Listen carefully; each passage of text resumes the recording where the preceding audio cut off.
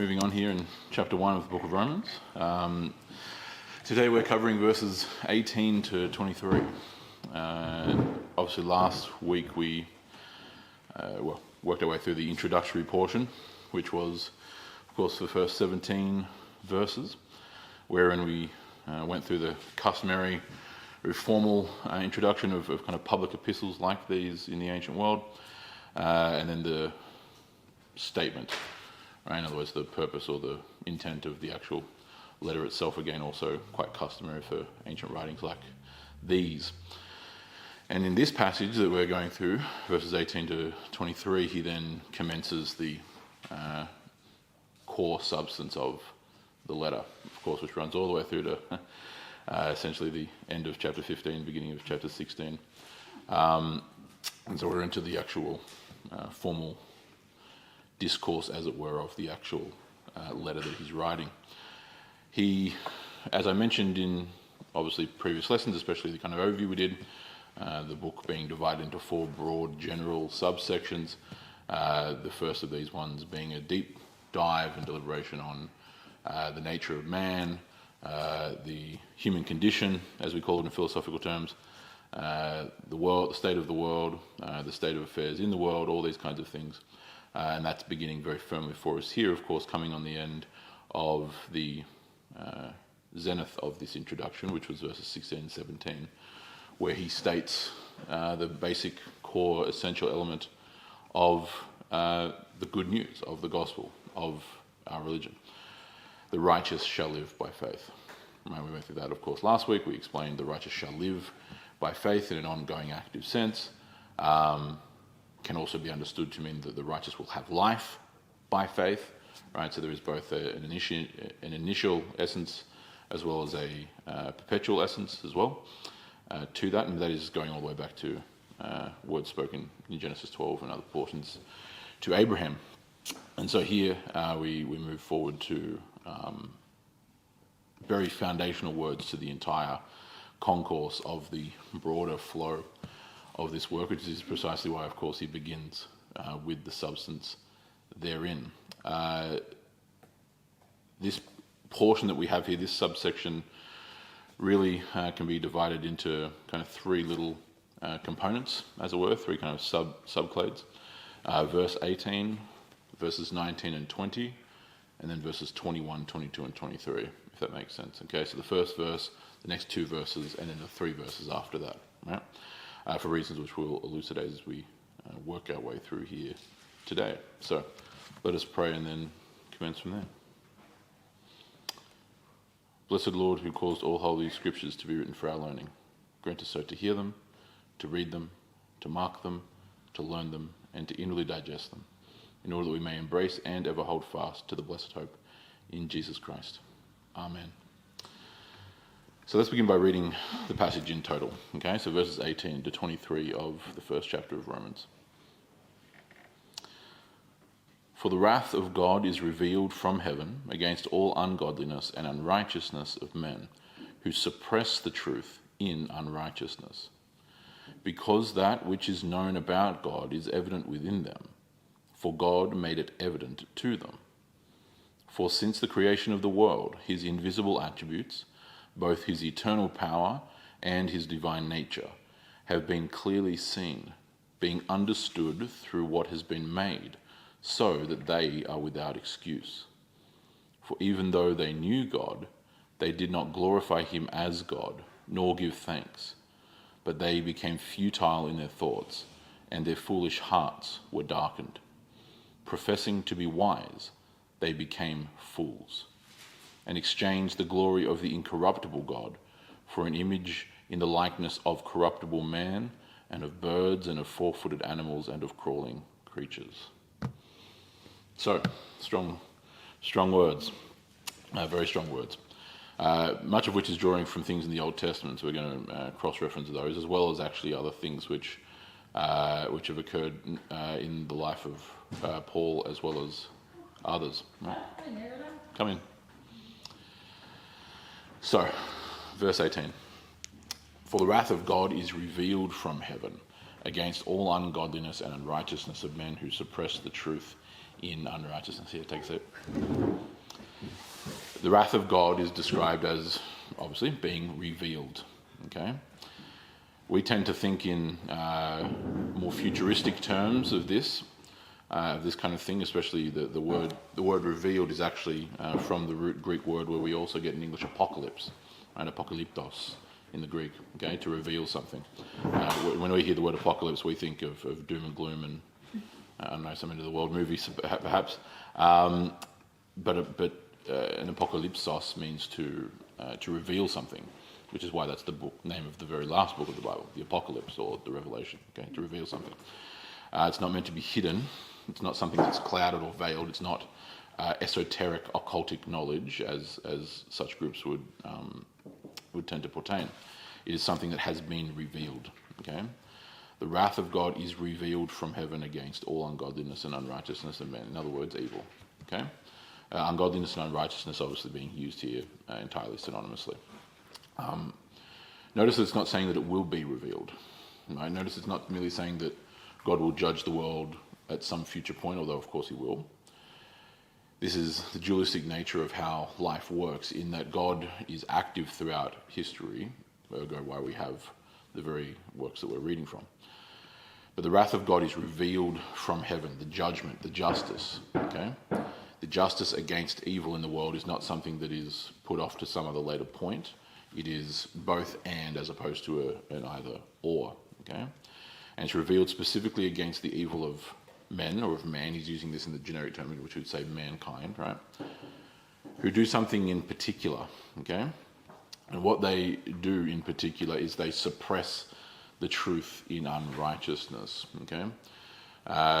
You could also equally actually say it in the present form. In fact, it would probably be a bit more direct translation. They are suppressing the truth in unrighteousness. This word, katechonten, is a present participle. In other words, what that simply means is it's a current thing that someone's doing in an ongoing active sense, right? A participle is a verb that's functioning like an adjective, okay? It's an action, but also being used to describe something else. In this case, it's the suppressing of the truth, okay? So it's describing something that's happening to the truth and the way in which it's happening, in this case in unrighteousness, right? In evil, okay? And this is something that's quite important, very, very fundamental to understanding, right? Because this passage here today is, I mean, obviously, and the rest of things which will go on through the rest of this chapter, but the beginning of it here, the foundation of it, he's addressing what is called in theological and philosophical terms the human condition, okay? The state of mankind, right? Who are we? What do we do? What is the nature of man? These are the kinds of things which theologians and philosophers throughout history have dealt with consistently. This here is the definitive treatise on this subject. Right? It's not the first time this has been said. Of course, the content of this is found throughout the scriptures, found even in the context of religions beyond these. But here, this is, as I say, the definitive one, in that he is explaining that mankind fundamentally suppresses the truth in unrighteousness. Okay, it is not that we are ignorant and have some sense of blissful naivete, as we might say, right? Ignorance is bliss, except for the fact that it's usually not, right? Ignorance tends actually to be far more of a hidden prison. Okay. When there is actual genuine ignorance, that is, right? But what he's describing here is not about that, okay? He's laying out very clearly that the wrath of God, the judgment of God, the justice of God, God's just standards of the world has been clearly revealed from heaven, okay, against all evil, right? The evil, not just in some abstract external sense, but the evil that comes from mankind, we are the agents of that evil, okay? It is erroneous and, in fact, a very Greek concept, actually, to think of. It's a very Epicurean and Neoplatonic concept, like that which was the predominant philosophy of the Greeks of his day, to hold evil to be something externalized from us as people, mankind. Okay, in fact, as a general sense, it is the not explicitly, but certainly the primarily default view of most of the pagan religions of the world. It is why you have things, examples, Eastern or Western, but things, of course, like Buddhism would be a classic example of this. Okay, suffering being the prime evil, and the desire of human beings being the precursor or the causal agent of suffering in their view. Ergo, the removal of desire will remove suffering by following the Eightfold Path, and so on and so forth, right, etc., etc. The religions of the world do tend to externalize, as a general rule of thumb, evil. Okay, some don't, but as a general rule, they are externalized.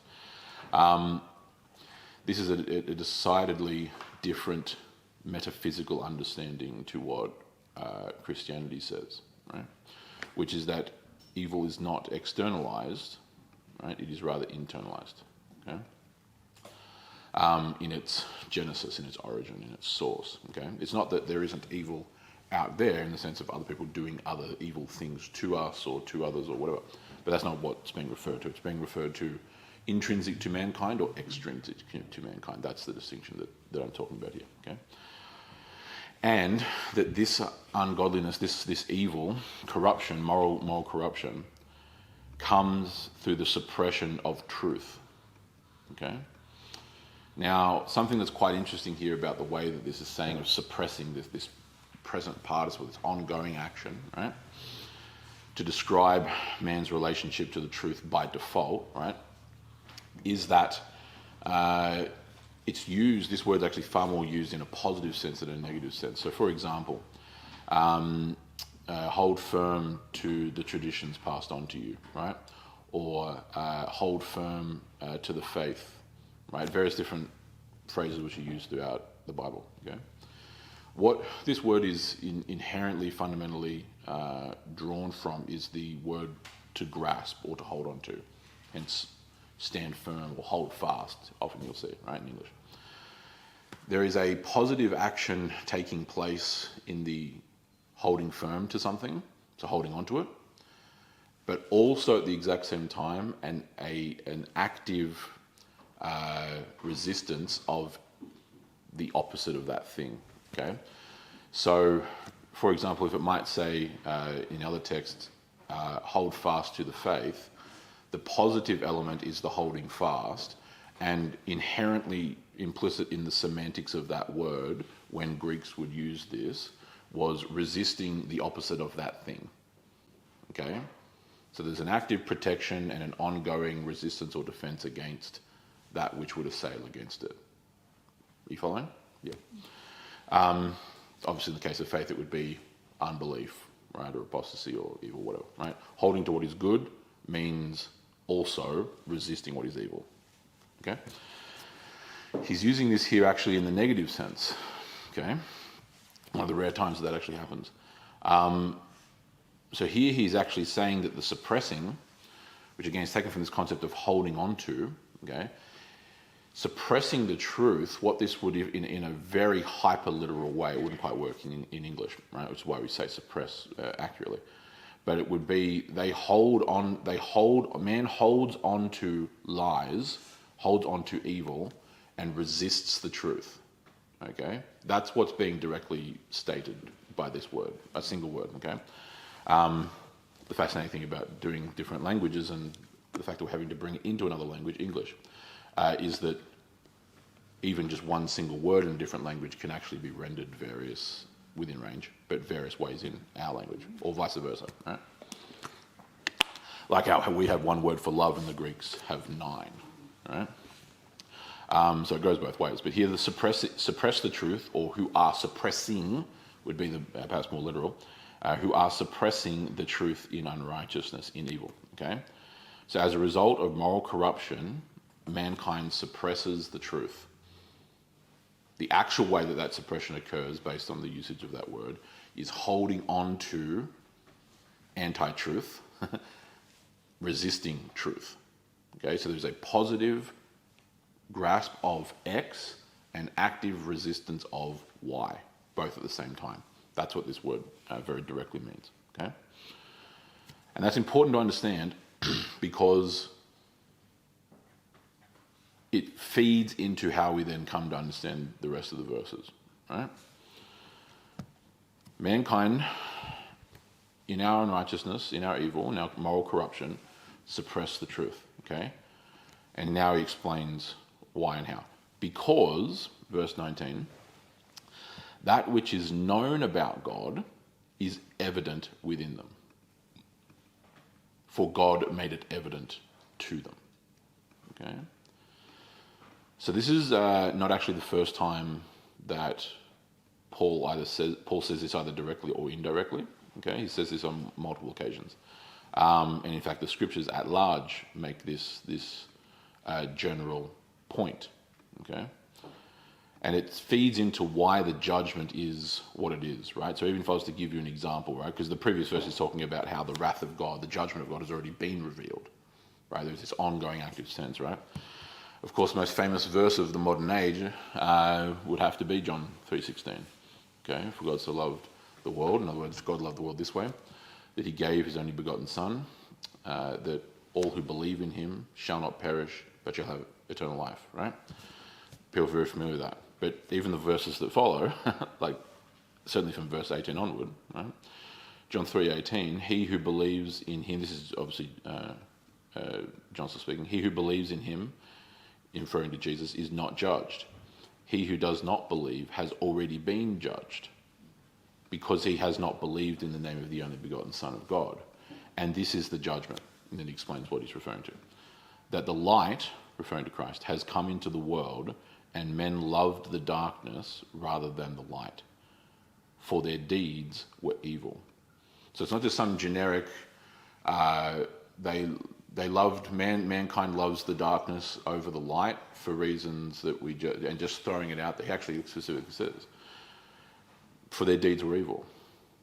And light cast upon darkness drives away darkness. And those who do things in the dark don't want the light shone upon it. Right? Fairly obvious kind of analogous language here. Right?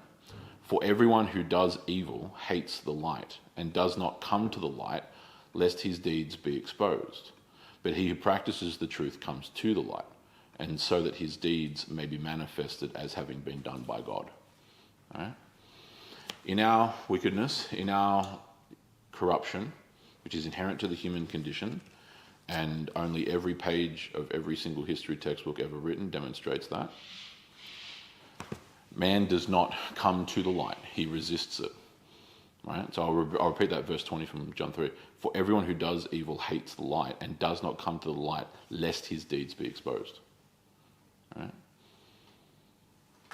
And so it's the same, when having been asked questions, of course, as I have countless times, over the last decade.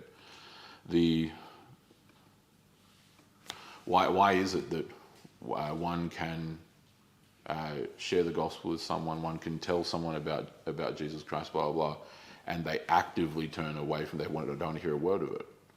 Well, it's for the very same principle that we actually covered in the sermon yesterday. Okay? God is king, God is lawgiver, God is judge.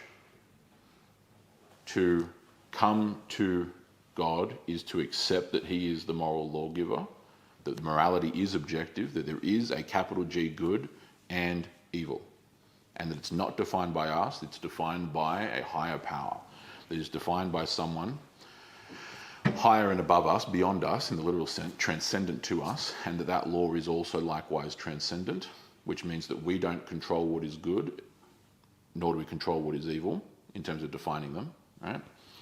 Which means that we cannot gerrymander the definitions to make ourselves good and not evil. We are all equal before the lex divina, the law of God. Okay? And without humility and penitence, that is a frightening prospect. And so mankind resists and turns away from God for the precise reason that a criminal actively attempts not to have interactions with the police. Okay? For almost quite literally the same dynamic even, especially as it relates to law. Okay? That's what's being spoken of here, right? So then when he says in verse 19, because, verse 19 of Romans 1 that is, sorry, because that which is known about God is evident within them, God made it evident to them. This is what's being talked about, right? So what he's explaining is that as John is more broadly and rather poetically referring to in regards to light and darkness, good and evil, those kinds of things, what he is saying, Paul that is that this is not coming from just aloof ignorance. Okay, mankind knows that there is a God and that there is a right and a wrong. Okay, he has made it evident to them. Okay, and he's about to explain how he's done that in verse 20, right? But we'll get to that in a second. Right? That which is known about God is evident within them. So again, also keep in mind, we have a second intrinsic or internalized category here. Okay. The evil is internalized. It's not just some external force that we are oppressed by. Okay, that's one of the cardinal misunderstandings of man when it rejects the true paradigm of God. Right, it's why you see even in modern political ideologies that is the constant paradigm that exists. Right, the basic Marxist essence of the kind of very Hegelian dialectic concept of oppressor and oppressed peoples. Okay. And that the oppressed people are always subjugated by the oppressors themselves, right? So it's completely externalizing guilt, blame, fault of any kind, zero introspection, right? You see this even in the way that non-Marxist political philosophies work, right? When things are going awry, it's always systems, markets, economies, trade deficits. It's externalized things at all times. It's graphs. It's ones and zeros on a computer screen. It's incalculable, immeasurable, unnamed economic factors of the kind of Smithian unseen hand, right? That's what's being blamed. It's never anything intrinsic, right? It's always externalized and extrinsic, okay? And that's the fault. That's the philosophical fault in all of this, right? Here, when he says that which has been known about God is evident within them, he is explaining that not only, because there is a way in which it's external, he's about to explain this in a second, but it's also actually made manifest within, okay? Obviously the kind of new age, the very new agey hippie type of rendering or understanding of this would be the kind of divine spark within concept, right? Erroneous as it is. But what he's referring to here is what we would otherwise in modern parlance call the conscience. Okay, the conscience.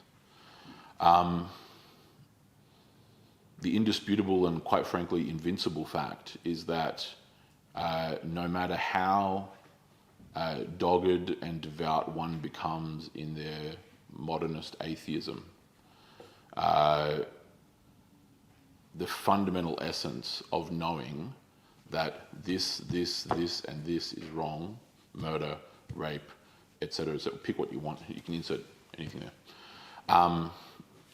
is found within their own conscience. And the great irony, of course, is that used to be a kind of self-professedly clever argument that the new atheists of the 2000s would attempt to make, right? If you need some holy book to tell you that murder is wrong, you've got a problem, right?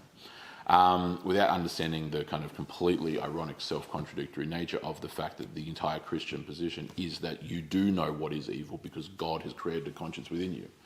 And there is not one scintilla of a biological evolutionary reason as to why you would have a conscience that tells you to not murder in a world where I can go into the outback and find, if we were to classify it this way, not that it technically is, but murder every single day, every time a crocodile eats a wild pig, every time a kangaroo snatches and fights a dingo, anytime anything these things happen, right?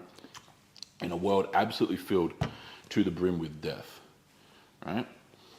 The concept of not doing this, not doing that, makes no evolutionary sense. There's no reason for it at all. It would be entirely advantageous, right? I want this, I kill this, I destroy this village, I conquer this land, I take that thing, I'm now better. I'm now wealthier, I have all these advantages, if you just looked at it in a very materialistic way, right? Blah, blah, blah, okay? Instead, the existence of the conscience, which is unable to be escaped, is the very heart and demonstration of what he's saying right here. That which is known about God is evident within them, referring to mankind. Okay, God has made it, and he doubles down. God has made it evident to them. Okay, the existence of the conscience, which again also, without getting too into the weeds, provides its own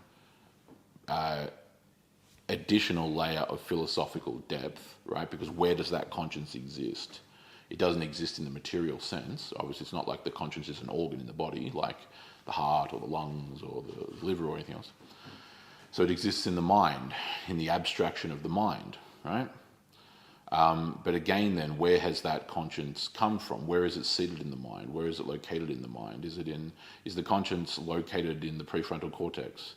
Is it located in the pineal gland? Is it located in the hippocampus? Like, where is it located? Well, of course, the answer would be we can't identify it. It's abstract. So you have these abstract realities, and it would be as silly as identifying that we invented math, which is not the Western philosophical perspective at all, right? Mathematics is consistently, even today, even among secularists, described as being discovered, right? So a mathematician does not invent a mathematical formula, right? That's not the language that's used or the parlance. A mathematician discovers X, Y, Z, okay? Mathematics is fundamentally philosophically understood, rightly so, to be an abstract reality of existence, of the universe, that exists outside or beyond the mind. Now, that would be debated by certain philosophers, but, well, they're wrong. That is so. You kind of eventually get to the point in philosophy where you can stand around arguing about how many angels can fit on the head of a pin, and eventually just someone has to just be told that they're wrong. Every one of us could perish right now, and 1 + 1 would still equal 2. Okay? The conscience is an abstract reality. Okay? A reality. So in other words, when I say abstract, in other words, it's not concrete. It's not material. It's not an organ in the body. That's what I mean by concrete in the philosophical sense. In the abstract. All right? Concrete, abstract. Okay? It is made evident within us in the form of our conscience. And that conscience is divinely given. It is part of being made imago Dei, in the image of God. Right? That image of course, having been shattered through evil and sin, but that's a different subject which will be dealt with throughout the rest of these early chapters of the book. Okay? Verse 24, and anytime you see the kind of conjunction for, it's explaining obviously what comes beforehand, right? For, in other words, because, since the creation of the world, God's invisible attributes, both his eternal power and divine nature, okay? So in other words, what we would say in philosophical terms as his ontology and his teleology, his ontology, his nature, and his teleology, his purpose, or his end, his goal, right? Eternal power, telos, divine nature, ontos, have been clearly seen, being understood through what has been made, so that they are without excuse. So since the creation of the world, God's invisible attributes, in other words, that which is not material, that which is not concrete, but rather the abstract, right? Like spirit is, okay? Mankind is not merely a material being, a material creature, right? These various essences, like the mind, like the conscience, these are what we describe as inherently spiritual in nature. The fact that we do not see or perceive those things is actually the entire philosophical point, right? In fact, philosophically, that makes commensurate sense, okay? We see the material world with material eyes, right? We do not perceive abstract realities, right? If I can use another philosophical example, seeing as I mentioned mathematics, when we want to communicate that 1 + 1 equals 2, as simple and pithy as that is, how do we do that? What we do is we use concrete, analogous representatives to demonstrate that. So what do I mean? We will take a pen or a pencil and we will draw shapes on pieces of paper, another material item, right? So we use a material vessel to imprint another material substance, ink, upon a material piece of, in this case, paper, right? With shapes that really have no ultimate intrinsic meaning other than that which we attribute to them, right? Hence why numbers are different in different languages, right? In English, we use the Arabic numeral system, right? There's Chinese numeral system, various things around the world, right? This much, with a little sign that we've decided and attributed meaning to, meaning that it combines with this much, and then another little symbol to demonstrate that this is what it equates to, this much too, okay? But that's not what the math actually is. That's just a physical representation on the paper. You following? Okay.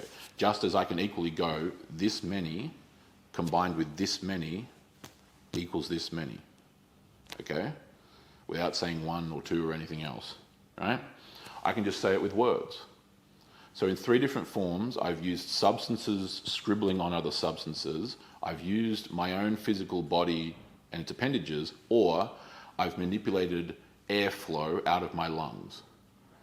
All 3 ways I've done the same thing. These are concrete manifestations of an abstract reality. Copy? Cool, okay. What this is doing is the same premise, okay? Since the creation of the world, which of course is the creation of the concrete material reality that every single one of us is sitting in right now, God's invisible, i.e. abstract attributes have been made known, okay? What can we tell from the creation? Well, at its most fundamental essence, that there exists a creator, okay?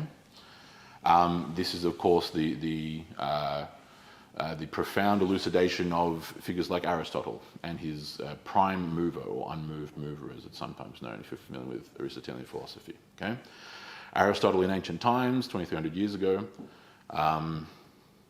alighted using his Greek philosophical prowess to what these scriptures have been saying all along, right? Not entirely in his capacity. He fell short for reasons which we'll get onto actually in just a bit when I reference Acts 17, where Paul speaks to the Greeks in Athens. But as he looked at speaking of Aristotle, as he looked at an apple tree, he surmised that, of course, a apple falls from that apple tree and then decays and deteriorates, and the seeds, of course, then blow around, and eventually one or more of those will then take roots, and eventually water will rain down, and the seed will grow, and it will grow into a new apple tree eventually, from which an apple will then fall, which will decay, and then the seeds will spread around, and then you keep going back through these life cycles of the apple tree, right, or the apple just simply itself, right? You eventually have to get back to a beginning point. When it's kind of the old, it's kind of a bit of a play, I suppose, on the more modernist take of, you know, what came first, the chicken or the egg, right? The answer is the chicken, by the way, because there's proteins in the shell which can only come from the reproductive system of the chicken. But anyway, sorry to spoil that one. With the apple tree, Aristotle's apple tree, what he rightly deduced philosophically is there must be a first apple tree. Right? There must be a first tree from which the apple actually fell. Like something has to begin that cycle. Otherwise, where did the apple tree come from at all? Right? You can't just have an eternal, what's called an eternal progression, an infinite regression is the technical philosophical term, right? Infinitely regressing backwards forever of apples and apple trees, right? Because how did it actually come into its material existence in the first place? Okay. He was using this as an analogum for the monad, which is this Greek philosophical concept of what we'd broadly or loosely understand to be what the Greeks would then come to understand is actually God once the apostles explain any of the inaccuracies therein. The universe must have a beginning. The cosmos, right, to use a little Greek term where we get the word cosmology from. The cosmos has a beginning and must have a beginning. It must have been created by a mind, because we have minds. So again, following the same principle of minds, children being begotten by other beings with minds, parents, where do you eventually get back to the mind that begets the mind? Okay? Especially because these things are abstract, right? Abstractions exist in the mind, but yet if we were to perish, these abstractions would still exist. So there must be another mind in which these things exist. That is the mind of God. That's actually the philosophical conclusion. Right? Aristotle elucidated that this prime mover, prime meaning first, right? The first mover, the cause that begat all other causes, must be eternal, because it can't have, and he identified as it, right? This is something I'll get into in just a sec. Aristotle identified this as an it, not a he, right? This is the kind of shortfall of Greek philosophy. But he identified it, the prime mover, as eternal, because otherwise, if it had a prior cause, and that would just keep the chain going. So you eventually have to get back to the first one of these, right? It must have power greater than all power that exists within the cosmos, because the power of all the cosmos and everything there in it, to be created by something, must be subservient to that power, right? A lesser power can't create a greater power, okay? The greater power creates the lesser, in philosophical terms, right? All these kinds of things, which are very clearly getting their way toward the actual Christian understanding, right? This is why he says that here, in these cases, both his eternal power and divine nature. So eternal nature, eternality, right? That's the divine nature. His eternal power, just what I explained, greater power creating lesser powers, right? Blah, blah, blah. These are the kind of things which the Greek world was already kind of scratching its way toward, right? And he says here in verse 20 of Romans 1 that they have been clearly seen, okay? Being understood through what has been made, okay? So that they, referring to mankind, us, are without excuse. There is no excuse.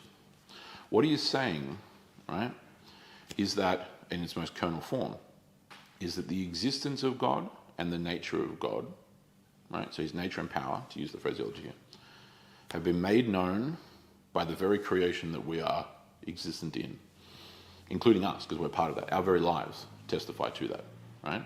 The fact that we exist is the source of this. It's ironically the opposite, to use later and far lesser philosophers, like, say, for example, René Descartes, right, the 18th century French Enlightenment philosopher, right? Cogito ergo sum, right? I think, therefore I am, which is the exact inverse of what this is being said, right? It subsumes the folly and the heresy of that is that it subsumes being to thinking, right? I think, therefore I am. In this case here, what he's actually saying is, I am, therefore I think, if you were to phrase it that way, right? Thought, and everything including the mind, the spirit, is actually proceeding from, it's caused by being, existence, not the other way around. The Enlightenment flipped that on its head, in that the Enlightenment, especially the very Cartesian concept that I just referenced, right? Cogito ergo sum, I think, therefore I am. The fact that I think is the basis of my being, right? Which is the opposite concept here. It actually makes man's thoughts the summit of truth, okay? Whereas this is the opposite. I'm saying it's a complete inversion of the Christian heritage tradition of Europe. No, God's attributes, God's being, so being has been made known. The thought, the understanding, the perception, the knowledge comes from the being of God, okay? This is why, and I mentioned Athens earlier, right? Probably easy if you turn to, because you may or may not have read this passage before, right? But so turn to Acts 17 for me, okay? So obviously Acts is going to be the previous book to this, okay? So just go back one book from Romans to Acts, and chapter 17, if you want, okay? In this chapter, Paul is traversing all around the countryside, right? He's going all around the Eastern Roman Empire, these portions, right? Or the Eastern provinces of the Roman Empire. And he arrives in Athens, okay? Something which he was keen to do, right? As a highly educated man in his own right, okay? Educated, having a background in Greek education, including philosophy. Being a Roman citizen, right? He wants to go to the heart of the Greek world, right? of which Athens is one of those, right? So we won't read the whole chapter, but I'll read the more pertinent kind of context around it, right? So we'll read verses 22 to 31. Okay, so Acts 17, verse 22.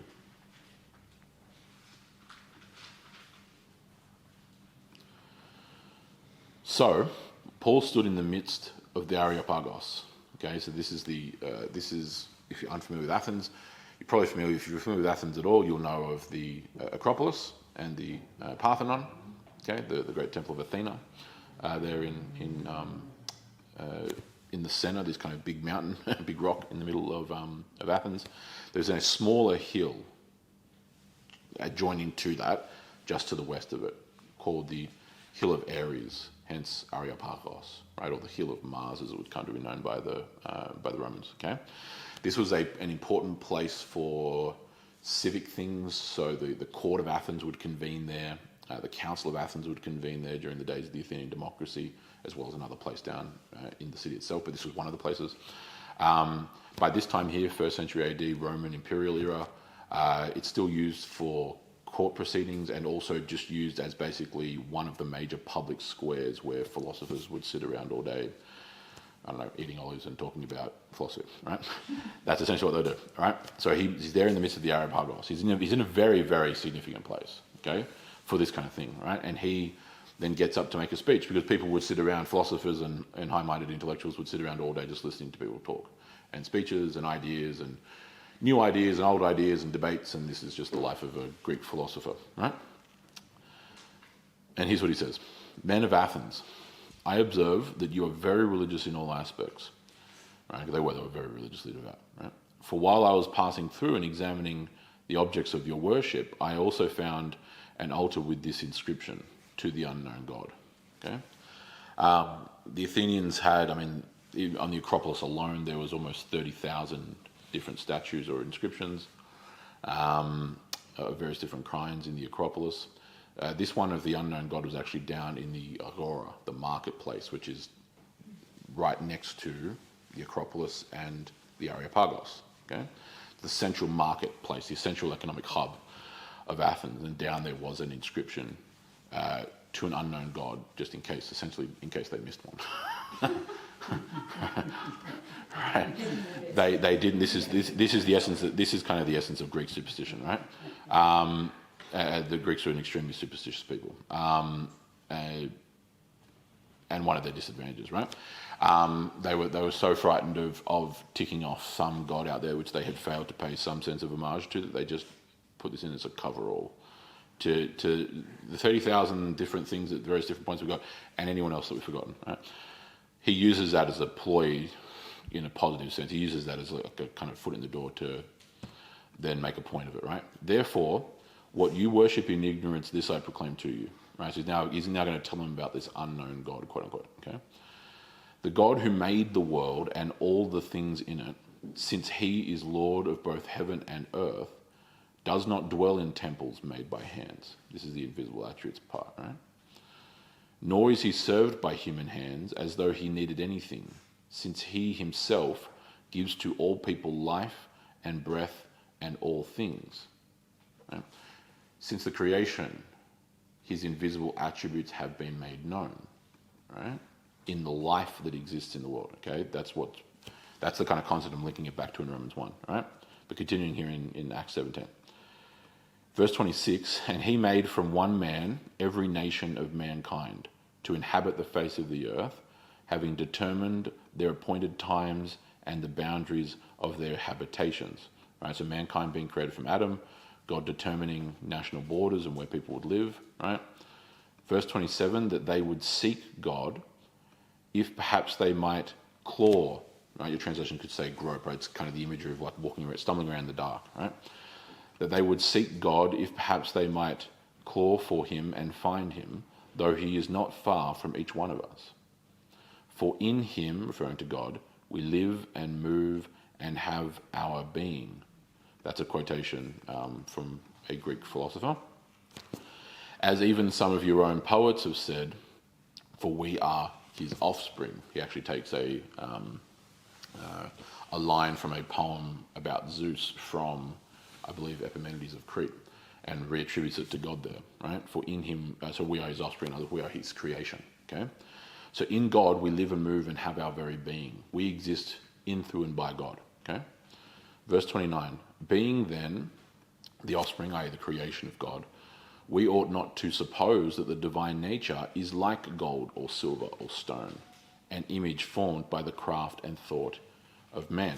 So just pausing there, what he's doing is he's contrasting the typical practices of normal ancient pagan religions of statues of wood and stone and gold and etal, which the gods operate in and through and by. It's all created things. It's created matter, right? Obviously, ancient pagans weren't stupid, least of all the Greeks. They didn't literally think that this tiny little statue thing is actually the god. It was the means or the mechanism by which through the god would receive worship or veneration. Okay, that was the concept in pagan religion. However, that comes with it a very similar reality to that actual object, because the gods whom the Greeks worshipped, the Olympian gods, which you would be familiar with some of them, right? Zeus, Poseidon, Hades, Athena, Ares, etc., were all themselves created. Okay, they were the third generation of deities, of daemons, meaning which is a generic Greek term for God. It's actually where we get the English word demon from. In Greek mythology, okay, they had the Titans who were their parents. Okay, and this famous war called the Titanomachy, the War of the Titans, where the Olympian gods, the children of the gods, overthrew their parental deities, their parental gods, and imprisoned them in Tartarus, or hell. Right, that's the Greek legends. So they're worshipping deities that are themselves created. They're actually not eternal. None of those gods, Zeus, Athena, Artemis, Apollo, none of them are eternal in any capacity, in the Greek understanding. Okay, so everything in Greek religion, ancient Greek paganism, was the worship of the creation, and this was the case for any religion. Right, every single ancient pagan religion worshipped a series, a pantheon, as we would say, pantheon, all gods, right? A pantheon of deities, all of which were created at some point. What I simply mean is none of which were eternal in any concept. Okay. And that's a universal truth, right? So I'm not just referring to the Greeks there. All the Egyptian gods were begat by previous deities, or at its root, primordial chaotic elements like a sky father and an earth mother, right? Like Gaia or Gaia in the Greek, right? That's the concept of Gaia, or Mother Earth, right? The unification of an earth mother and a sky father progenerating a series of children who then are the gods that are worshipped. That is actually the archetype of ancient pagan religion. Babylon was the same. The entire Babylonian mythos is Marduk, the national god of Babylon, creating mankind as slaves to help him slay Tiamat, an ancient dragon goddess of chaos, right? The Maori, right? The Aboriginals here, it's all the same paradigm. Deities, spirits of various kinds, being created by ancient primordial essences, okay? Be it the earth, the sky, things beyond that even, chaos in the case of the Babylonians, blah, blah, blah, right? So all the gods that people have ever worshipped, including anything like Hinduism even today, like all of these things are created beings, even in their own religious conceptualization. Do you understand? So it's the worship of the creation. That's what he's referring to. Okay? So using created materials, using earthly materials like gold, stone, wood, silver, whatever, is all part and parcel with that dynamic philosophically, right? But what he says, though, is that it's an image formed by the craft and thought of man. This has actually been created in the mind of mankind, right? So it's man worshipping the paradigms, the philosophies, the ideologies of his own creation. And then it comes to the point that's most pertinent for us, right? Verses 30 and 31, here in Acts 17. Therefore, having overlooked the times of ignorance, God is now commanding men that everyone everywhere should repent, because he has fixed a day in which he will judge the world in righteousness through a man whom he determined, having furnished proof to all by raising him from the dead. Okay? Some of them then reject because the idea of resurrection was anathema, was ridiculous to Epicurean and Stoic philosophers to whom he's speaking at that day, in those days. But then many others accept and believe. And that's the foundation of the Church of Athens, right? Which is, of course, still around to this day. But what's he saying in this? He's explaining to them this quite deep, profound philosophical reality of the nature of the philosophical and theological nature of Greek worship, ancient Greek pagan worship, which is the context here, obviously, in Athens. It is the worship of, and which is maybe the most perfect and commensurate example of paganism in general, right? Of idolatry in general. It is the worship of the creation over the creator. This is why, just as an aside, Greek philosophers which elucidated ideas that were much more akin to what he says there in verse 27, that they, referring to man, would seek God if perhaps they might grope or claw their way toward him and find him, though he is not far from each one of us. This kind of stumbling through the dark but never quite getting there is very much an apt description here, because the Greek philosophers were the prime example of this. Like, no one got closer to the truth without actually arriving at the truth than the Greek philosophers, right? Aristotle being one of them.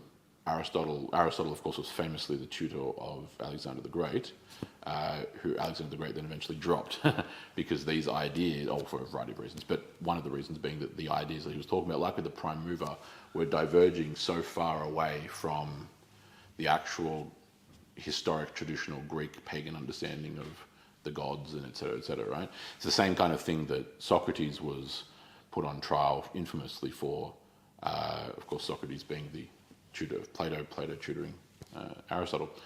Socrates was tried and convicted in Athens for corrupting the youth. What that means is he was tried for what today we'd actually call atheism.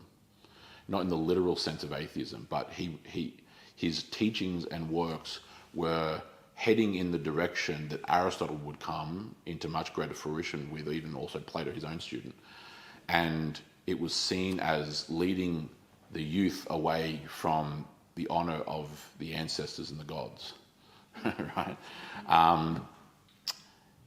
Because as these Greek philosophers, not all, but as many of these Greek philosophers were doing their philosophical work, they were clawing and groping their way in the dark, and the direction, the broad orientation they were heading in toward was exactly what then eventually the Christians come along and say. It's monotheism. It's the eternal nature of God. It's his creation of the world. It's all these various things which are being discussed here. That's the direction which that philosophy was heading. That's why so many of the prominent theologians, right, and bishops of the church in the early church were Greek philosophers before their conversion, like Justin Martyr, for example. Right? Many of these guys were philosophers. And then they realised the shortfalls of their philosophy. Justin Martyr's a classic example of this. We actually did cover St. Justin Martyr in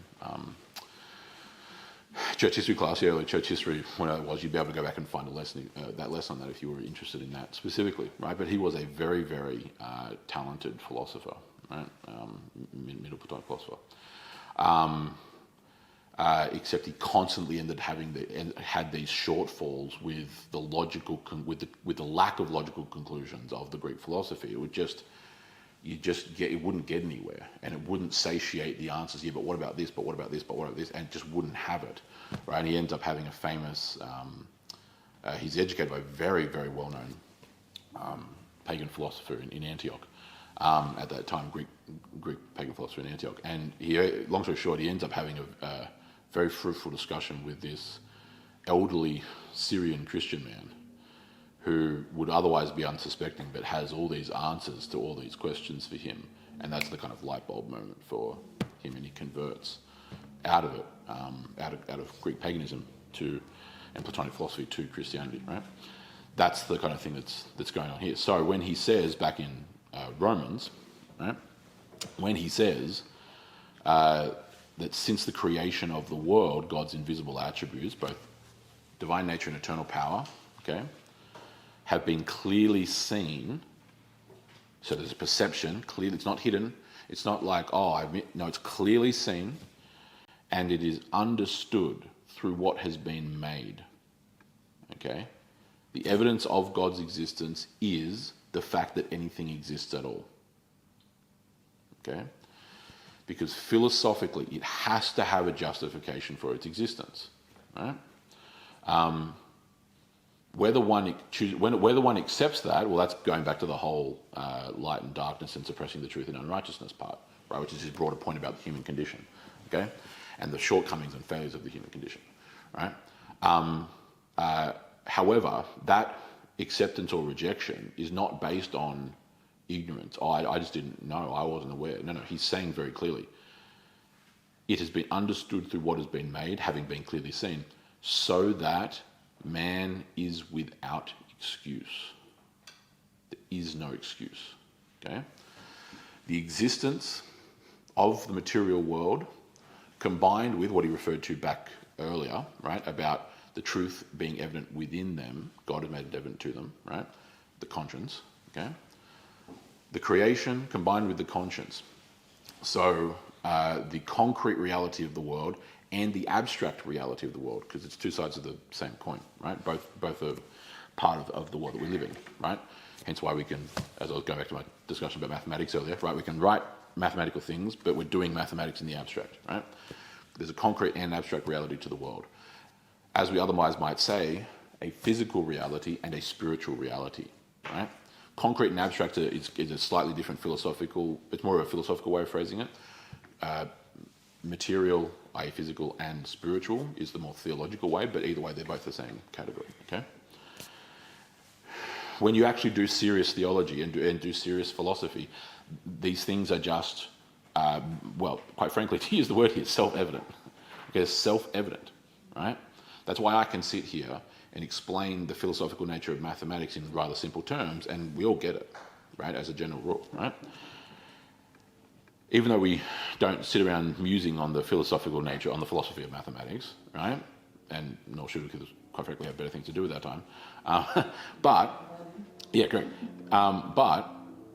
these things are important to understand, because this is the heart of what's being explained here, okay? And it all leads to that final kind of phrase there in the end of verse 20, which is that they as in man is without excuse, right? Mankind is without excuse. Right? There will be no, but I didn't know, I wasn't aware, no one told me, right? What he's explaining here is that, as we would say in theological terms, the general revelation of God, that whole term of being revealed from heaven, verse 18, to remind you, right? Having been revealed, the general revelation of God's existence and of his power, to use the phraseology there, the divine nature and eternal power, that has been made known to all of mankind as a default kind of condition of our existence, is the basic premise, okay? And the only reason why we would ever say, no, that's not true, is because we're doing the exact thing which is already explained, which is we're suppressing the truth, okay? We're suppressing the truth. Right? It's not a matter of whether we do or don't believe it in that condition. It's that we do not want to believe it. We don't want to.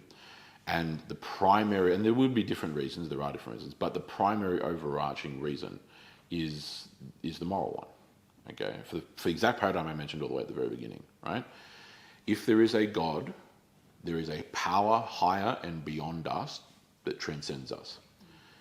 He has ordered the world in a certain way, because after all, he created it, right? When the people who created this computer, in this case this would be Apple, have created this object to work a specific way, both in terms of the hardware and the software, which is ironically analogous to concrete and abstract realities that I was mentioning earlier. Okay, the material of the machine and the spirit of the machine, right? The hardware and the software. Well, yeah, it gets. At the end of the day, the making of superconductors and other such things is as close to magic as you'll ever get, quite frankly. But anyway, basically, when you're creating a computer chip, you're essentially inscribing ancient runes on a piece of material and then doing some hocus pocus to make them communicate via electrical impulses. But anyway, when they created this computer, they created it a certain way in the hardware to function a certain way in the software. Okay? If you then start completely tinkering with it, you're eventually going to corrupt the software and it won't work. Or you start jigging around with the hardware and the things won't work, the keyboard won't work, the mouse won't work, or whatever else, right? It's been designed to work a certain way. That's the exact same paradigm between the creator and the creation. If there is a God, he has therefore designed the world, ordered the world, to work a certain way. What we call that in various different forms is the natural law, the lex naturalis, okay? The natural law, right? The order of creation, how God has ordered the world to work properly. And when we violate that, things go wrong. And that's called evil, okay? It corrupts us, it decays us, it degenerates us, it degrades us, and everything else around us that we happen to touch, right? In terms of what we do in this world, okay? All the way up onto entire national, international systems of things, right? Which we're currently witnessing. By virtue of that, what that means is that if that God has created the world and ordered the world as such in a certain way, that now means, by definition, that we don't get to determine what that order is. And therefore it means that because we're not the ones with the authority, let alone the power to determine those things, we're then accountable to that authority and power, which means that if we step outside or beyond that created order, and we go against that order, we rebel against that order, we will be held to account for that rebellion against the order. And we don't want to be held accountable, so we just pretend that God doesn't exist. Right? The philosophical underpinnings of atheism are paper thin. Right? Because at the end of the day, it can be entirely boiled down as an entire philosophical paradigm to running away from moral accountability. All the philosophical grandeur, all the self-professed intellectualism, all the bitter and malicious sarcasm and cynicism and irony that pervaded the new atheistic movement of the 90s and the 2000s, ultimately is but smokescreen and mirrors for lack of moral accountability, which is exactly precisely why new atheism ended up dying in the 2010s, and why now the new atheists of those prominent times, like, say, for example, Richard Dawkins in the United Kingdom, basically just sit around spending their time whinging about the decline of Christianity and the rise of Islam in the UK, even though it's precisely what you dedicate your entire life to doing, undermining the religion. The rise of, well, the decline of Christianity in the United Kingdom and the rise of Islamic prominence, right? Yes. And so every second time that the man opens his mouth, it's to bemoan about the collapse of Christianity, even though you've spent your entire career with an axe chipping away the foundation of it. You are the cause. Right?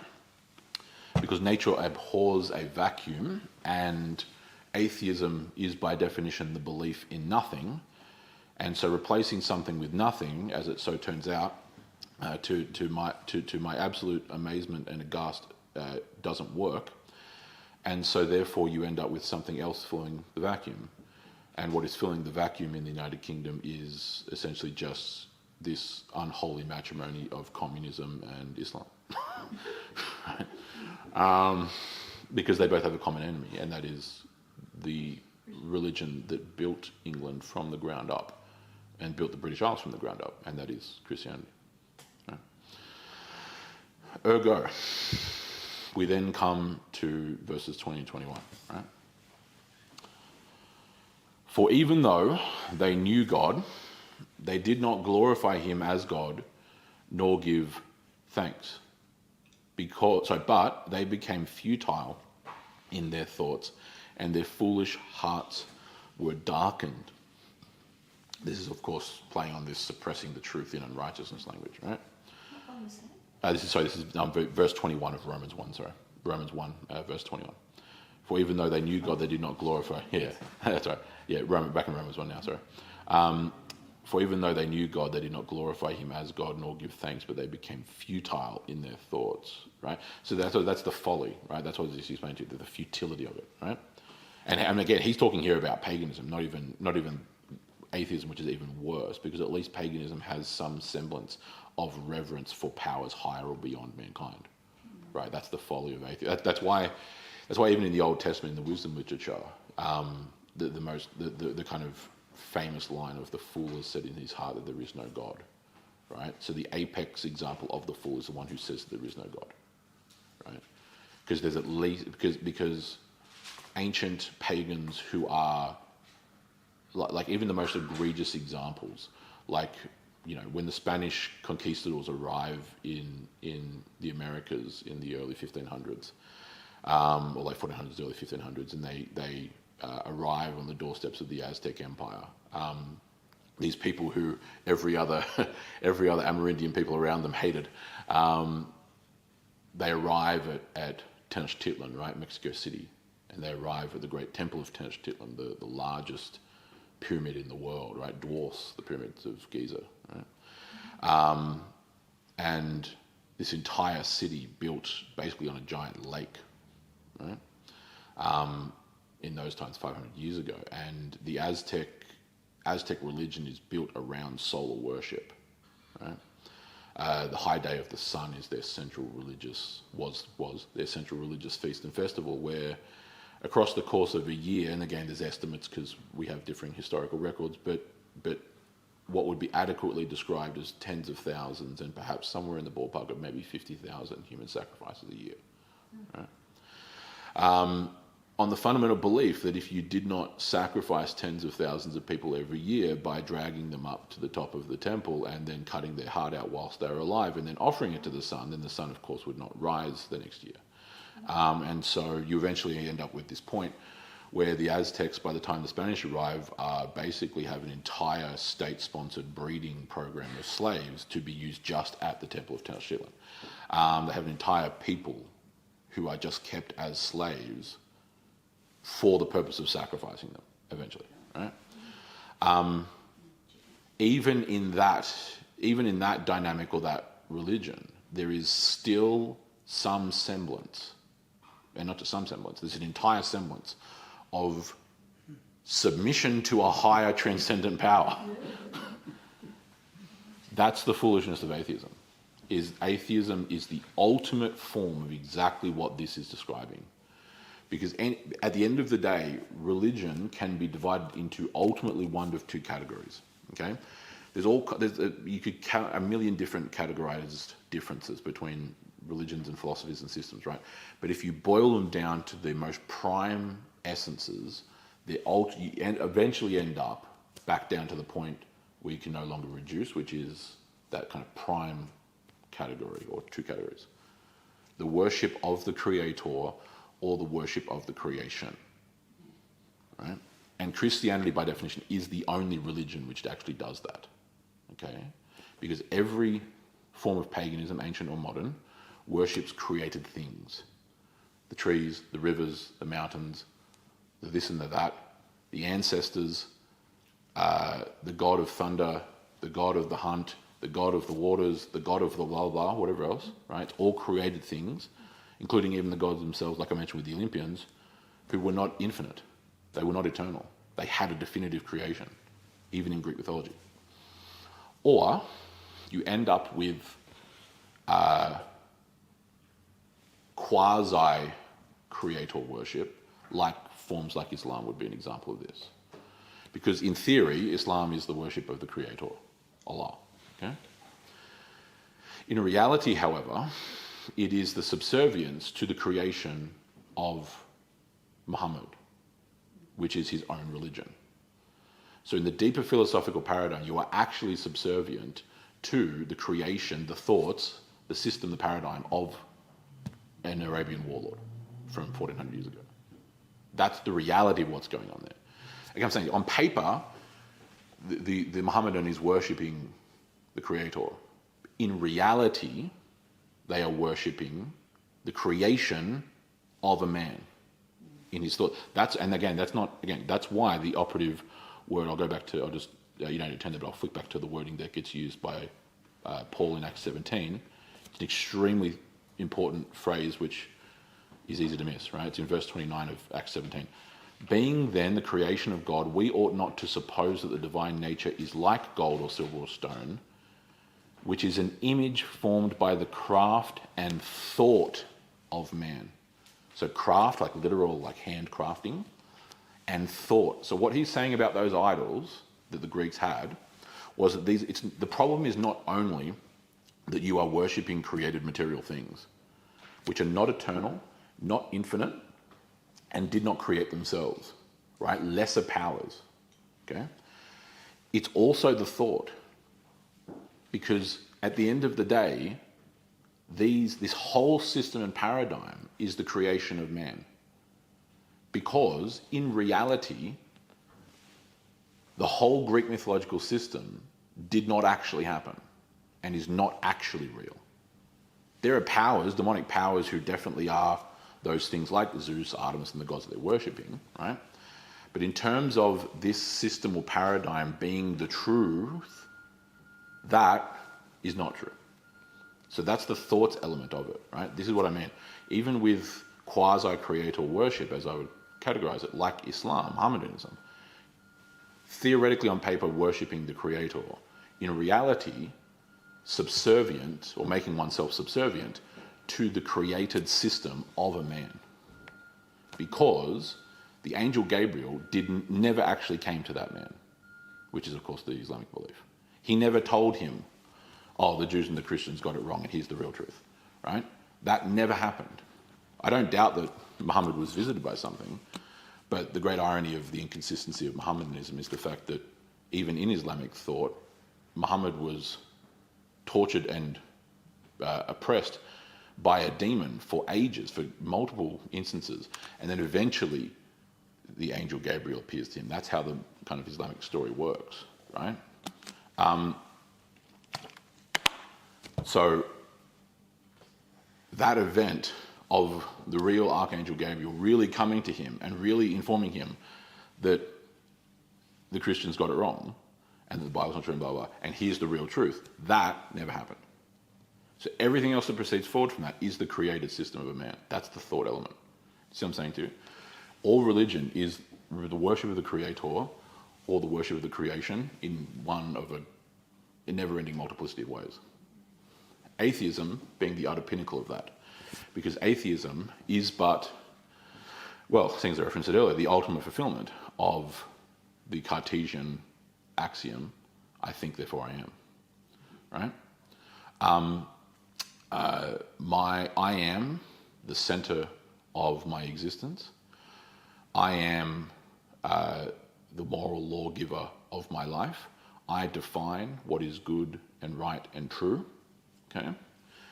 And again, there will be lip service in atheism too, about, well, this is not good for community and we shouldn't do this because it's not good for human flourishing, but without any actual abstract thought as to why that is or is not good for human flourishing. Because why is it not good for me to raise an army and just conquer you all? Because after all, I then win. And I take your stuff and I get rich and powerful. Why would that not be good for me? Oh, it's not good for everyone, but why do I care about everyone? Because I'm born, I live my finite life, I die, and I cease to exist. And I get eaten by worms in the ground. So who cares? Right? Classic examples of this would be, actually a very fascinating story, which ends up having a good ending because he becomes Christian, is 20th century American man named Jeffrey Dahmer. Jeffrey Dahmer is the worst serial killer in the history of the United States. Jeffrey Dahmer murdered 23 men in the 70s and then a couple in the 80s, between the ages of 14 and 32. I won't upset you by describing how he did it, but either way, murdered almost two dozen people. Eventually gets caught, kind of late 80s, or actually right around 1990, 1991. And then in prison ends up converting to Christianity. Okay, quite quickly. His father and family who were Christians had arranged for a local minister to meet with Dharma and have visitations and blah blah blah. And Dharma then eventually converts within about the first year of his imprisonment, obviously life imprisonment, to Christianity, right? And he's explaining because now he's talking to the minister about why did you do this? What was your mentality? Blah blah blah. And he very very plainly and directly attributes it to his atheism, for exactly the same paradigm I mentioned earlier. I rejected the religion of my family, my parents. I thought it was nonsense. If there is no God, there is no true morality. I will do whatever I think I can get away with. If I can get away with it, the only thing acting upon me is external force, police, military, someone else, a father, right? He explained Dharma, like a lot of serial killers over the years, explained the very uncomfortable truth that, and this is a very side point, but I'm just saying it pastorally, which is that he was asked at one point, like other serial killers have, how did you identify victims? Because some of them were as young as 14, right? For the younger ones, for the teenage kind of category, because they went up to about 32, right? But the teenage category, it was those one of the main factors was those who did not have a strong father in the house. So someone who could stop him.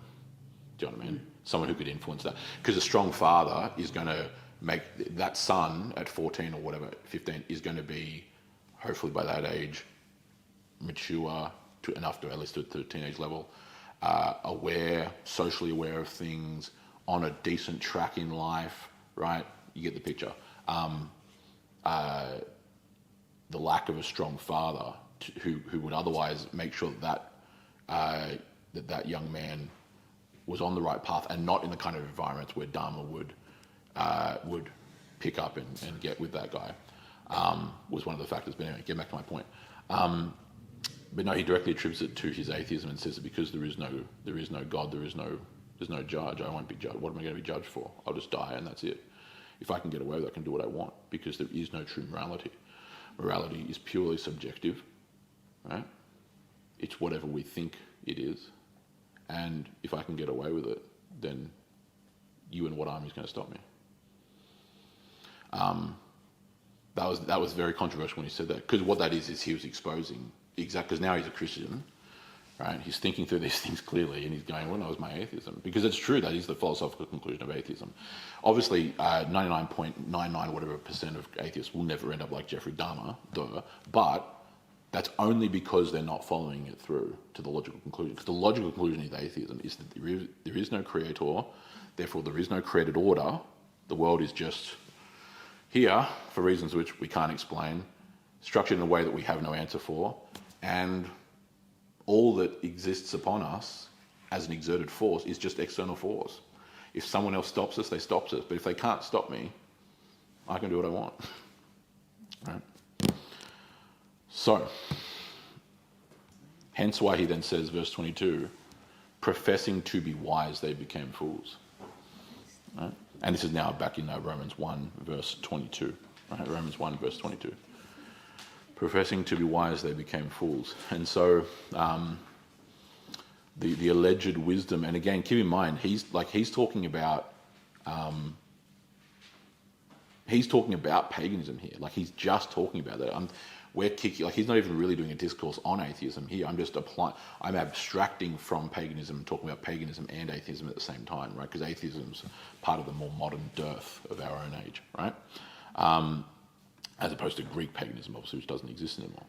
But professing to be wise, they became fools. That's the exact nature and paradigm of modern humanism, right? Modern atheism, which believes that it's figured everything out, that it's believing in Christianity, or being a Christian is believing old silly fairy tales about some sky dad and blah blah blah and miracles and raised from the dead. Oh, what a stupid thought that is, blah blah again, whilst also, but then what happens is, okay, to continue to drive the point home even further, is that as soon as you then actually start to get beyond like 25-word tropes on social media and do real philosophy, you then eventually realize that atheism is actually a preposterously foolish philosophy, right? Preposterously foolish.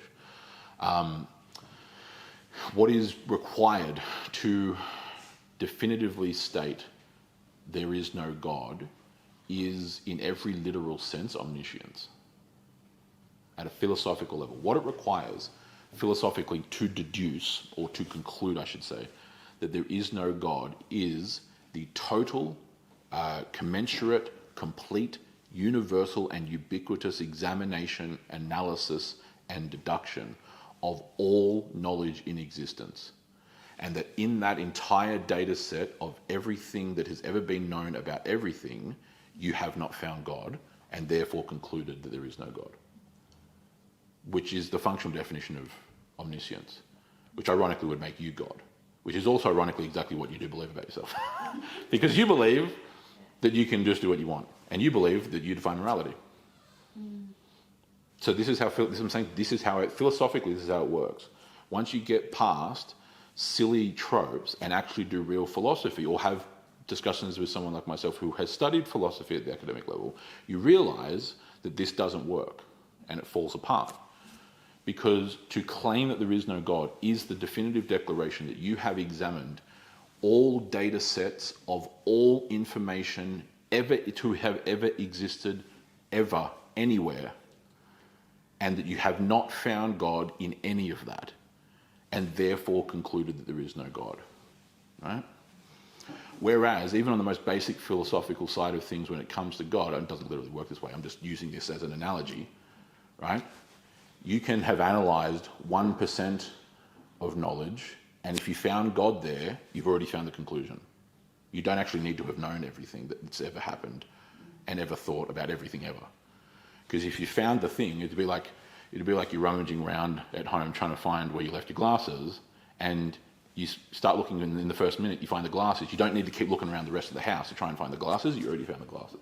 They're on top of your head. They're probably on top of your head, yeah, right, yeah. Sure, yeah, they're on top of your head, whatever. You get the picture, right? Right? So the conclusion is rightly and accurately drawn, even with no sense of having examined all knowledge of everything ever. But to conclude the opposite, which is a positive statement, there is no God, right? Atheism pretends that it's actually a negative claim. So a negative claim, even though it's saying there is no God, it's saying, well, it's not my burden of proof. You have to prove, you're the one saying that there is a God, therefore you have to prove that there is a God. Except philosophically that doesn't work, because what's required to conclude about this kind of subject in regards to transcendent realities like God, you have to have examined all knowledge and not found God in that. And completely understood it. And also then, that's why I said, that's why I said earlier, a very specific formulae. I said, yeah, exactly. I said, searched, acknowledged, analysed, understood, and deduced. I think was the phraseology used, yeah. You have to have done that whole epistemological sequence to have done that. So you have to have known everything and understood everything about everything ever and not found God. That's okay, yeah. Remembering it, that's all right. As long as we get the main point, right? And so, hence why he says, professing to be wise, they became fools. They've become fools. Right? They've literally claimed, and this is just this is just the paganism. This is just paganism, right? Not even the atheism, right? And what they've then done finally, in the case of paganism, is they've exchanged, and this still also applies to atheism, just in a different way. Verse 23, and exchanged the glory of God, and exchanged the glory of the incorruptible God, incorruptible meaning eternal, incorruptible means without death in the literal sense, right? So eternal is what that means, right? So exchange the glory of the eternal God for an image in the likeness of corruptible, i.e. finite, man, and of birds, for footed animals and crawling creatures. In other words, created things, right? So that's why I said verse 23 is exactly the dynamic that I mentioned earlier. All religions, philosophies, ideological systems can be deduced down to a singular dialectic. Worship of the creator or worship of the creation in a million different ways, right? So one or the other million, whatever, that's the irreducible dialectic, okay? And that's what verse 23 is saying. Exchange the glory, right, literally the doxos, the doxology, the worship of the eternal God for created things, okay? And this also, in the pagan context, plays into why he just said, professing to be wise, they became fools, okay? Because by definition, and this is really the big kind of nail in the coffin, or one of many, even if I just talk about paganism before moving into modern humanism/atheism, in the case of ancient paganism, I mentioned a lot of this earlier, say with the Greeks, who are part of the primary audience here, or the Romans, same deal, right? Because the Roman and the Greek gods have a connection with each other.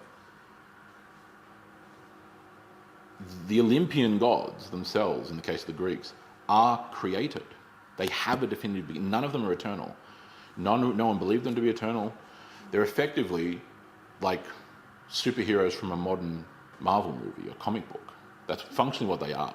They're super powerful beings, none of whom created the world, none of whom even technically created mankind. I mean, there are different streams of Greek mythological legends, but in a general sense, none of whom created mankind. They didn't create the world. They're actually coming from the creation of the world.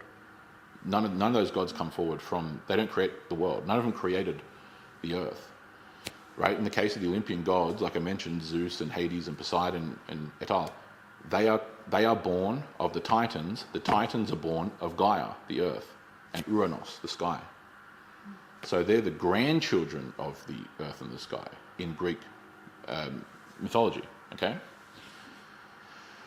So none of these beings had anything to do with the creation of anything. They are worshipped as, say, with Artemis, goddess of the hunt, right, and of the harvest, Apollo, or a variety of different things, Poseidon, the seas, right?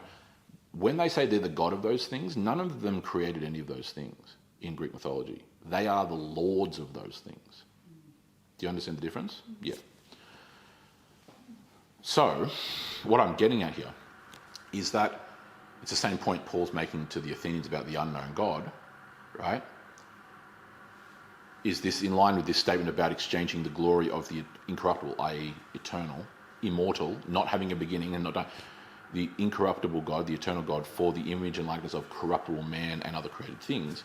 What he is saying is he's pointing out the folly of exchanging the worship of higher power for a thing or things which are by nature lesser powers. Do you understand? Because none of these beings that you, the Greeks, worship, or you, the Romans, in the case of the none of these beings, you don't even believe that they created the world. You don't believe they created the things that they're even lords over. They're just they're basically just supermen. They're these superhero power figures. They're comic book characters, which is the great irony of then like modern comic books using figures like Thor and other like Superman type like gods, which are clearly like based off, especially in the case of Thor, is taken from Norse mythology, right? Is that these ancient gods, thousands of years later, have basically been reduced to comical superheroes, which is ironically exactly what they were anyway thousands of years ago. Like in not just without the comical side of it. That's the great irony of it, right? So none of them thought it through to say these people or things were made. So we made them. They did, men like Aristotle and like the other philosophers. That's what was back to that conversation earlier with like Aristotle and Socrates. But if in the case of Socrates, you end up getting put on trial by the Athenian court for corrupting the youth. Right? And so that's what I'm saying to you, because many of the Greek philosophers were heading away. None of them were religiously devout. Well, sorry, that's a stretch. Let me be a bit more historically accurate. They were, by relative, comparative ancient standards, less devout than the rest of their people. Okay, that's why the technical charge of the technical charge was corrupting the youth. The way that was explained in the Athenian assembly of the 500 was that he was leading the people to atheism. In other words, atheism in ancient times meant different than what we mean now. When we say atheism, we use it in the real technical sense of no God, atheos, no God, right? Atheism to the ancient Greeks and Romans just simply meant denying our gods, right? So Christians were charged by Romans eventually with atheism. Like, we clearly believe in a God, but that's not what they meant. But that's what they meant by atheism, right? They meant denying our gods, right? Or in the case of the Romans later on, the emperor as well, okay? The imperial cult. But also at the same time, to answer part of your question, is the fact that because paganism breeds such incessant systematic superstition, thoughts about going against the gods very quickly evaporate during a giant thunderstorm. Yes. See what I'm saying to you? A raven flies the wrong direction overhead and you're afraid that your family's being killed because this must be an omen from Odin that something's... it's just, you know what I mean? Like it's just anything. I mean, it's not, you know... like, you've got entire civilizations as deeply sophisticated as they were, like the Romans, who are making gigantic, like world-altering decisions based on augury, right? Like, in other words, we'll get the pontifical court, the pontifex, and led by the Pontifex Maximus, the high priest, and they're going to come together, do some hocus pocus, and then they're going to release a bunch of doves or pigeons, and the pattern in which they fly out from the window is going to determine whether or not we should go to war, right? So, like what are we doing? That's what happens. It's just enslavement to utter superstition, right? Which is what... Huh? Sounds like a communist. Yeah, sure. I'll get you, yeah. And so that's why you even get today, and that's just the paganism side, which I said at least has the humility of being subservient to something higher and more transcendent. That's why, even in modern times, with plagued by humanism and atheism to one degree or another, you can still turn to page whatever of Woman's Weekly and read your horoscope. And you still got, like, people who, like, you ask, you know, oh, do you believe in God? Nah, I don't believe in God. No. Okay, what's that around your neck? Oh, this is my healing crystal. You're what? What are you talking about? You said you didn't believe in God. Like, what are you talking about?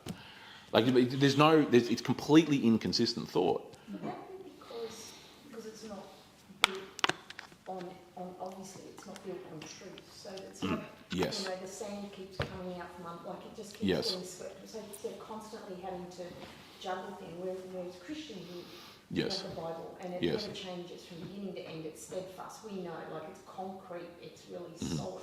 So you know what to expect. You know God is steadfast. You know He's unchangeable. Things as they were back then, they're going to be. You know, we know.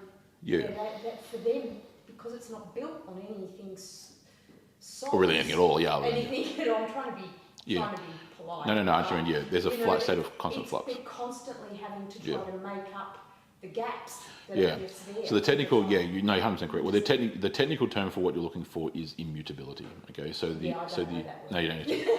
So the immutability of God, right? So the immutability of God means to be immutable means to be unchangeable. Okay. So the immutability of God does not change. God, the divine essence of God has always been the same. So that's why, and sometimes the well-intended question will be what about Jesus Christ, right? The second person of the Trinity, because obviously he becomes human, right? But his divine essence doesn't change at all. Nothing changes. All he does is add something. It's not a mixing. This is, of course, the various issues that we looked at in church councils in relation to Eutychianism and other blending of the... That's the problem with it, right? The divine nature of God has never changed. It's always the same because by definition it's eternal, meaning it's beyond, it's not confined by time, right? I was just having this discussion with someone the other day about the whole concept of God, the famous phrases in Revelation and other places, describing God and Jesus Christ, the one who was and who is to come, okay? We think of that sequentially as just being like eternal, really long time, but which is not untrue, that's definitely part of it. But the deeper understanding of that is the fact that he was and is to come all at the same time. Because he's not actually confined by time. We've only got one. We're confined by time and we're going direction. Yeah, exactly. We are confined by time, by nature, because we're a part of this world, right? Hence we're born, we live, we fade away, we die, right? God, by definition, because only the material world is confined by time, because time is one of the fundamental aspects of the universe, along with matter, right? Other things like this. Time is part of that creation. That's why we can talk chronologically. The universe has a beginning, but God exists outside, i.e. beyond the universe, is therefore not confined by time.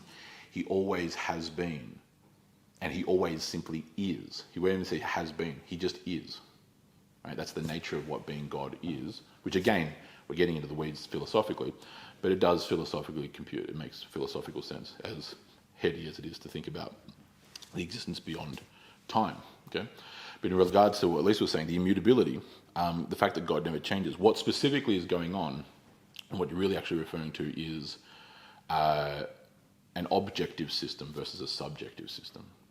Okay, Christianity is an objective system, and really the only true objective system.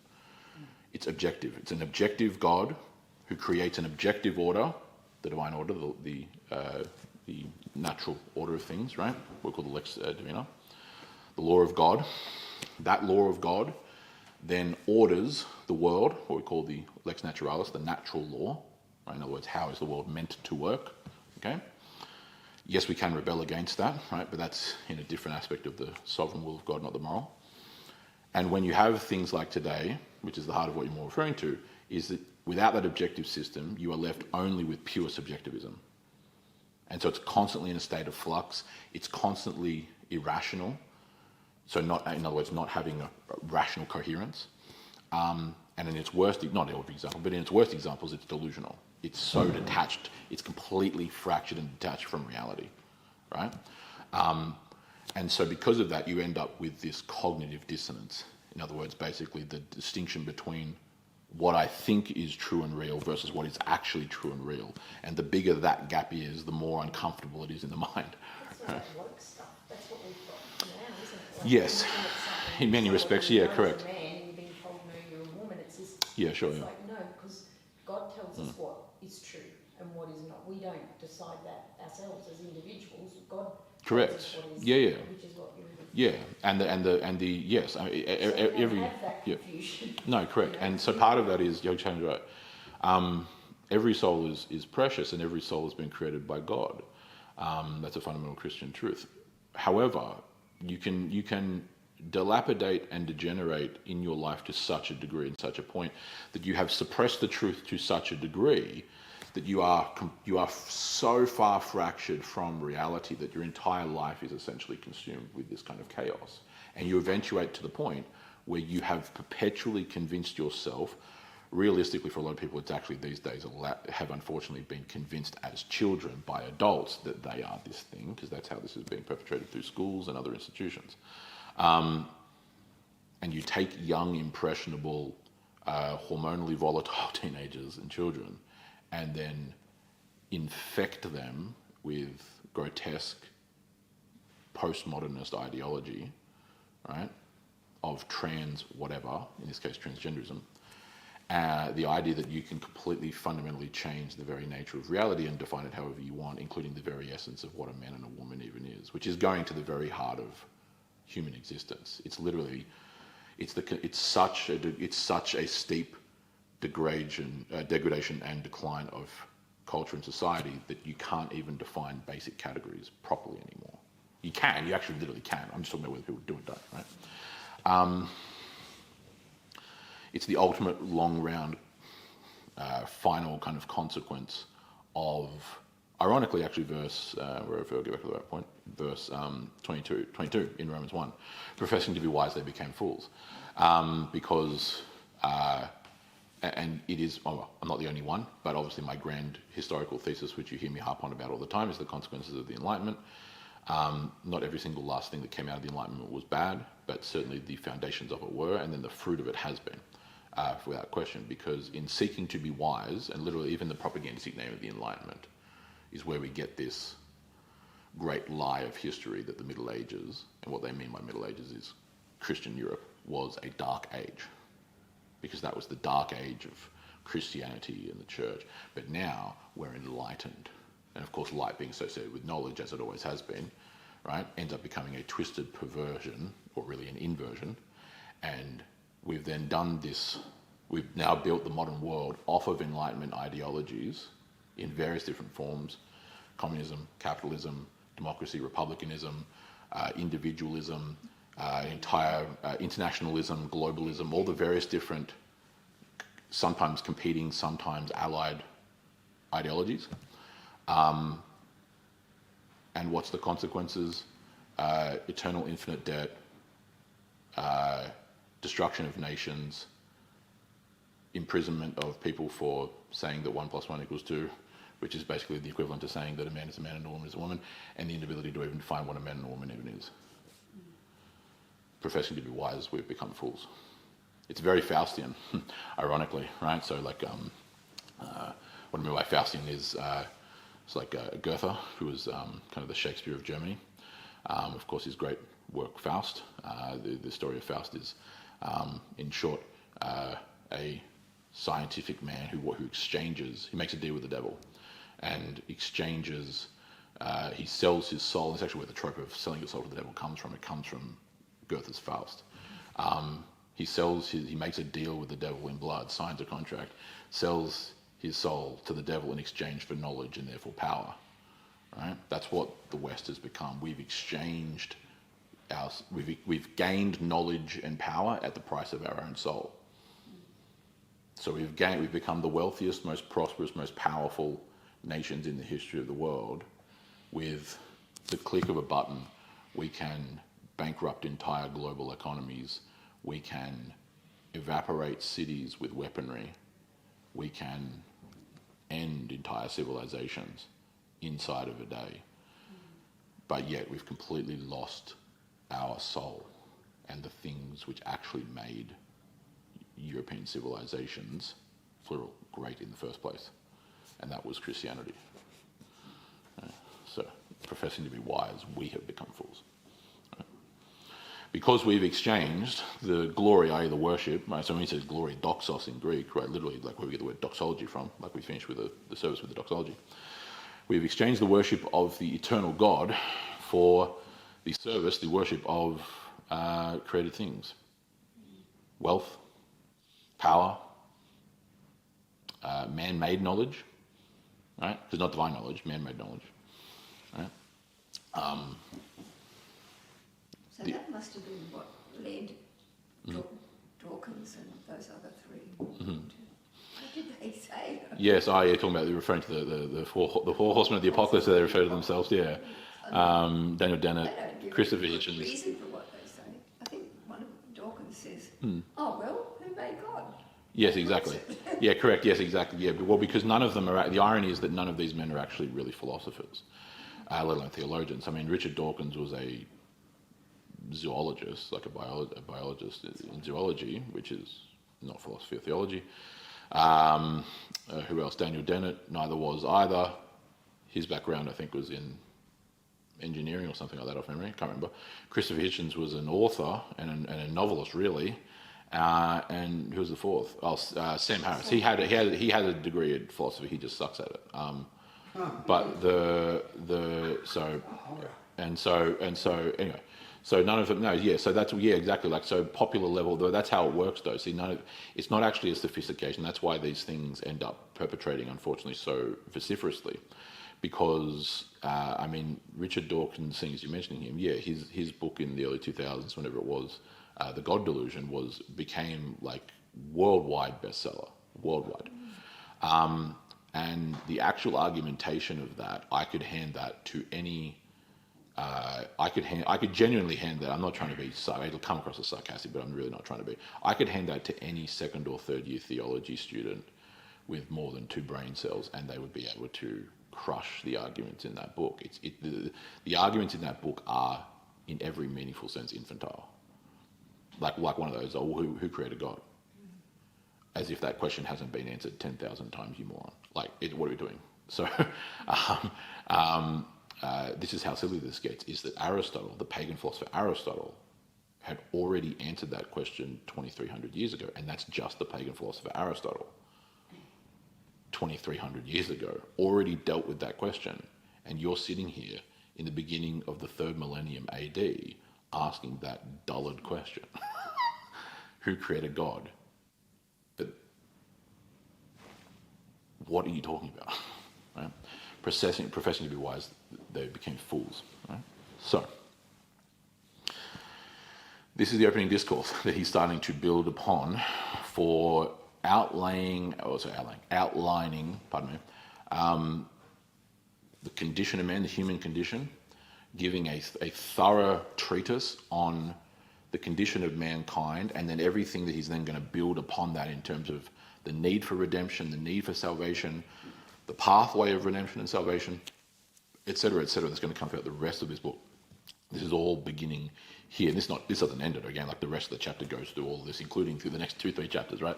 He spends basically the first 3 chapters, chapters 1, 2, 3, and even into part of 4, deliberating on this concept. But he's beginning with very deep and quite profound philosophical and theological truths that we've been covering here today. Okay, and obviously we're going to probably naturally, no doubt, I'm sure, refer back to today's passage a number of times, at least in passing, kind of showing the unfolding of the argumentation, because this is structured naturally as a public letter would be, in a systematic way. Like when you make any meaningful argument, you're building upon point to point to point, right? So that's it.